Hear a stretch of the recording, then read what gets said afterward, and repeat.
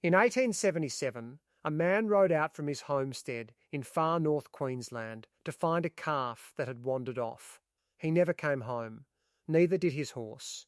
Neither did the calf. Search parties combed the area for days. They found nothing. Not a footprint, not a bone, not a trace. In the century and a half since, dozens more have gone missing here, hikers, prospectors, even the police sent in to find them. Some of those search parties never came back either. Government scientists have flown over this place with magnetometers, hunting for an explanation. Historians have spent years trying to pick the legend apart, and the Aboriginal custodians of this land still warn visitors to stay out. This is Kalkajaka. Most people call it Black Mountain. Some call it the deadliest mountain in the country. Tasmania and Victoria both have rival claims. But nobody has fully explained why this one keeps swallowing people whole, without a trace. If you're new to this channel, this is what we do. We dig into the ancient histories, hidden dangers, and geographical mysteries scattered across Australia. The stories most people drive straight past without a second thought. If that's the kind of rabbit hole you enjoy falling into, subscribe now, because this one only gets stranger from here. Kalkajaka sits in the Shire of Cook, in Far North Queensland, about 25 kilometres from the coastal town of Cooktown, along the old route between Mareeba and the coast. It marks the northern edge of the Wet Tropics World Heritage Area, the exact point where dense, dripping rainforest gives way to dry eucalypt savanna. And then, without warning, the landscape simply stops making sense. Driving in from either direction, the bush around you is green thick, humid, ordinary, then Black Mountain appears on the horizon like something dropped in from somewhere else entirely. A mass of bare black granite boulders rising roughly 300 metres with almost no soil, almost no vegetation, and no gradual transition. One moment you're driving through typical Queensland bush. The next, you're looking at what appears to be a dead landscape. Up close, the mountain isn't a single rock face at all. It's an enormous, chaotic jumble of individual granite boulders, some the size of small houses, stacked and wedged against one another in configurations that shouldn't, by any visual logic, hold together. Underneath and between them lies a genuine three-dimensional maze. Crevices, tunnels, hollows and voids, some running many metres below the surface, forming a network that has never been fully mapped. Geologists explain the boulders themselves through a slow, violent cycle. The dark granite absorbs enormous heat under the tropical sun. When a sudden, cold downpour hits common in this climate, the surface of the rock contracts far faster than its core. The stress builds until the boulder cracks, sometimes audibly, sometimes explosively, splitting the mountain a little further apart with every wet season.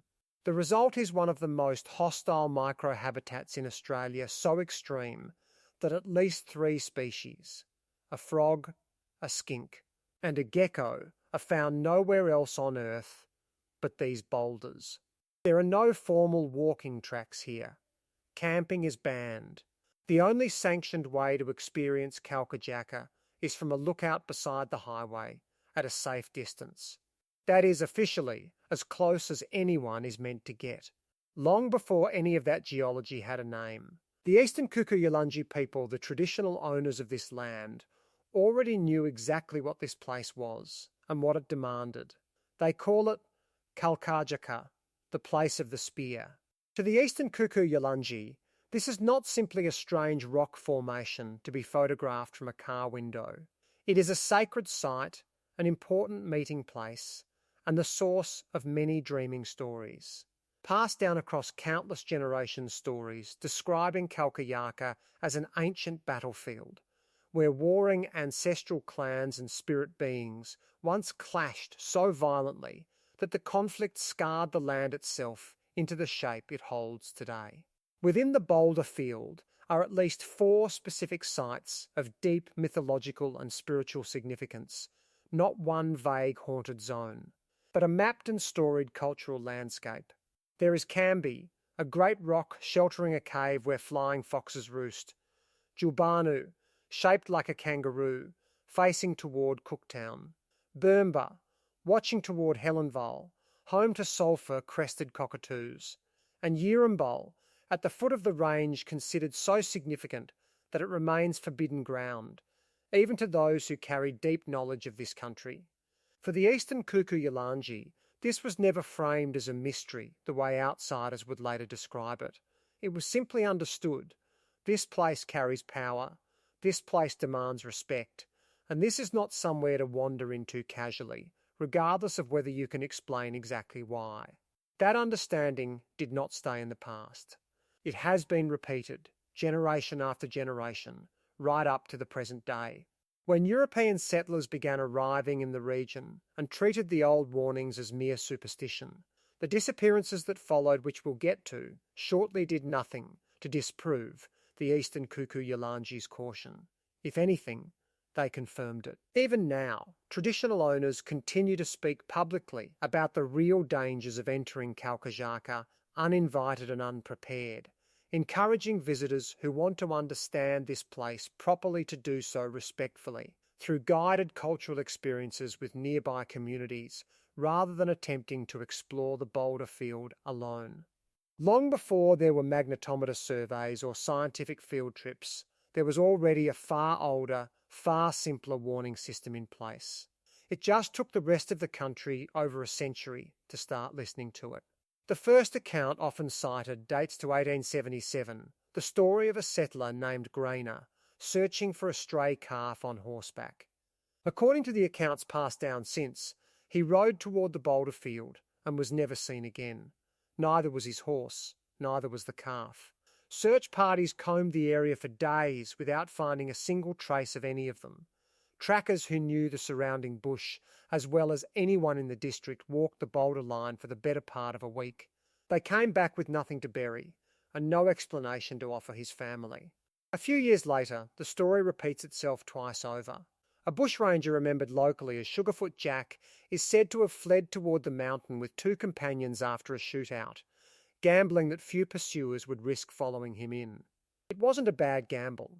Those who did try to follow reportedly turned back before they'd gone far, unwilling to track any further into the boulders. None of the three men were ever seen again, despite an exhaustive police search. Separately, according to local accounts, a Cooktown constable pursued a wanted man to the foot of the range. Both vanished. Trackers reportedly followed their trail as far as the mouth of a cave, and then lost it completely.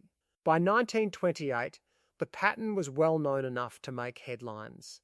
That year, a prospector searching the boulders for gold or gemstones was found dead, in circumstances that were never fully explained.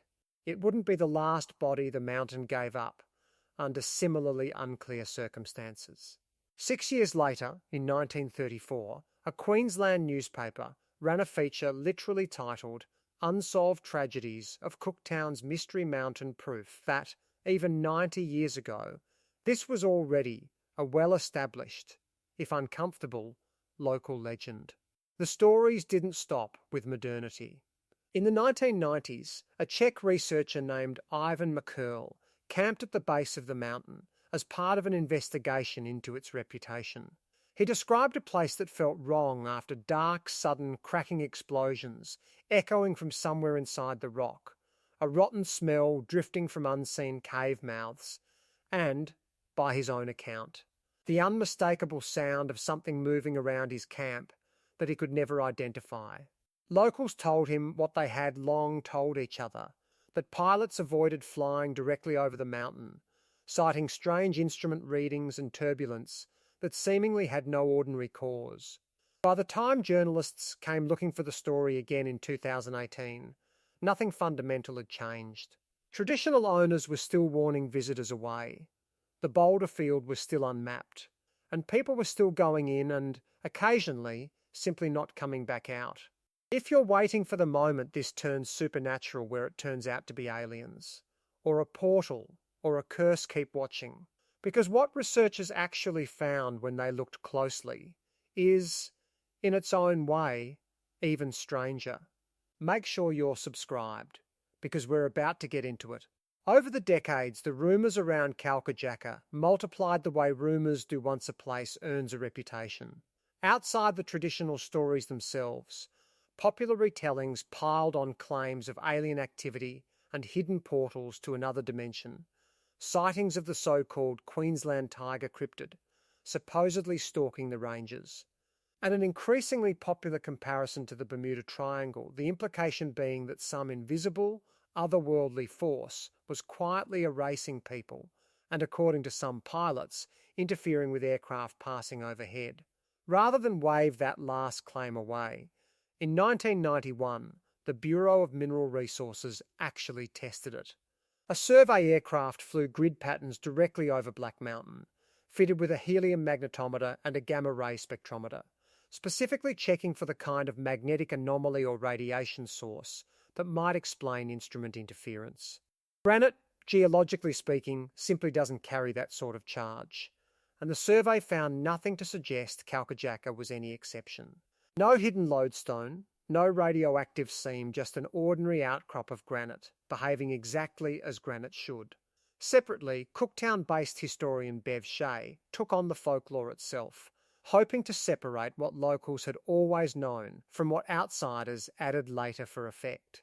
She and her research collaborators went looking for hard evidence behind the specific disappearance stories that had circulated for generations: official reports, court records, contemporary newspaper accounts, to see how many of them actually held up. What they found complicated the legend. Many of the oldest tales, she concluded, had little or no surviving documentation, and had likely grown taller with every retelling across a century of pubs, campfires, and newspaper embellishment. Where real incidents did occur, the explanations were consistently mundane. People who couldn't swim, caught out in flooded creeks, alcohol clouding judgment in hazardous terrain, crocodiles in nearby waterways, occasional foul play unrelated to the mountain, and the immense, poorly mapped geography of Cape York before radios, GPS, or sealed roads. Is Kalkajaka really Australia's deadliest mountain by body count? That's disputed Federation Peak in Tasmania has claimed more lives to falls, and Mount Bogong in Victoria has a longer record of hypothermia deaths. What sets Kalkajaka apart isn't the death toll. It's that so many of the missing here were never found at all. No body, no gear, no confirmed cause.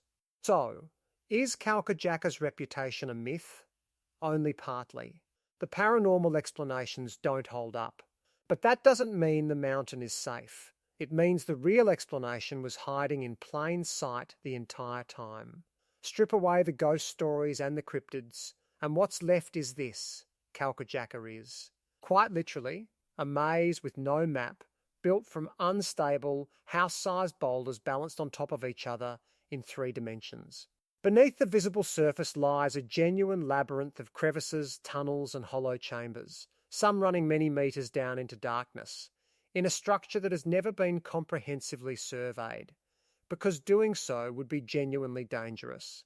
Every boulder looks like every other boulder. There is no soil to hold a footprint, no consistent trail to follow, and no clear sight line in any direction, just an identical wall of black granite, whichever way you turn. Sound behaves strangely here too, swallowed and redirected by the maze of gaps, meaning a call for help may simply never reach anyone standing meters away. And the ground itself is not reliably solid. Remember that fracturing cycle, the mountain heating under the sun, then splitting under sudden rain. It means a boulder that looks perfectly stable may already be undercut by a hidden void, or cracked along a fault line invisible from above. A single misplaced step can be the difference between standing on solid rock and dropping into a crevice from which climbing back out again alone, injured, disoriented, may simply not be possible. That last detail matters more than almost anything else in this story. It isn't that people who enter Kalkajaka necessarily die at a higher rate than anywhere else in the Australian bush. It's that if something goes wrong down in that stone labyrinth, they may never be recoverable at all. Search dogs cannot follow a scent through solid granite. Radio signals do not travel well through meters of stacked rock. A person could be lying injured only 20 meters from a search party and remain functionally unreachable and unfindable. Which means the Eastern Kuku Yalanji were never exaggerating. They didn't need a magnetometer or a folklore historian to tell them Kalkajaka was dangerous. They only ever needed to watch what happened to those who ignored the warning. In the end, Kalkajaka tells a very particular kind of story. The myths were wrong about the cause, but the oldest warning of all was exactly right about the danger. Science didn't disprove the legend here, it explained it, confirming what the Eastern Kuku Yalanji had understood for thousands of years, long before anyone needed a laboratory to prove it. Would you get out of the car for a closer look, or is this one best appreciated from a distance? Let me know in the comments and subscribe, because there are plenty more hidden origins waiting to be uncovered.